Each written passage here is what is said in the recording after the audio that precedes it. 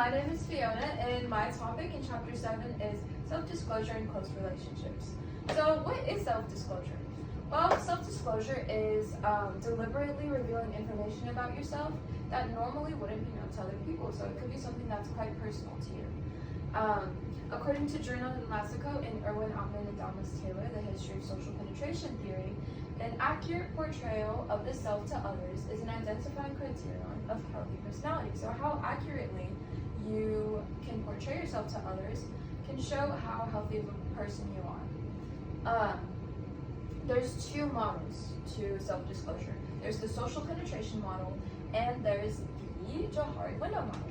So the social penetration model really has two dimensions into it, and that's breadth and depth. Breadth refers to how big the range of what you want to share is, and depth refers to how deep you want to go into self-disclosing. So that's really how the social penetration model operates. A great model to model self-disclosure is the onion model. So we all know and love Shrek, right? Ogres are like onions. People are like onions. So our outermost layer shows the public image of what we will portray to other people, right? And the innermost layer is something that's closest to our core. So it might be something that's more personal to us, and maybe something that we don't really share quite as often. Maybe significant others in our lives will realize over time. Now, the next model is the Johari window model. The Johari window model operates in 4 categories, and that's what's known. One side is what's known to ourselves, and the other side is what's known to others. So it could be something that we know about ourselves and other people know about us, or it could be something that we know about ourselves but other people don't know about us, which is what we kind of hide, our little facade. And then it could also fall into what other people know about us, but we don't know about ourselves, so maybe we're not as aware. Or it could be something that's undiscovered. So it could be something that we don't know about ourselves and other people don't know about ourselves. And it's something that's yet to be discovered either by the others or by ourselves.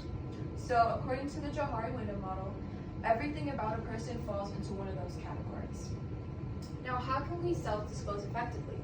Some ways we can self-disclose effectively is by waiting and watching. So really get a feel for the environment, Get a feel for the people around you and pay close attention to when and how your colleagues share with each other and how they share with each other. That way you can really get a feel for when you want to self-disclose to others. Number 2, choose the right moment and method.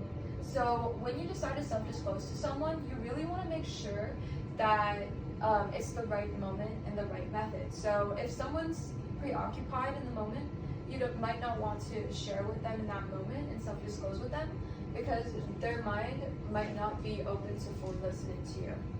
And you might feel a little ignored at that moment. So really make sure that you're in a space where there's no really distractions and y'all can both listen to each other.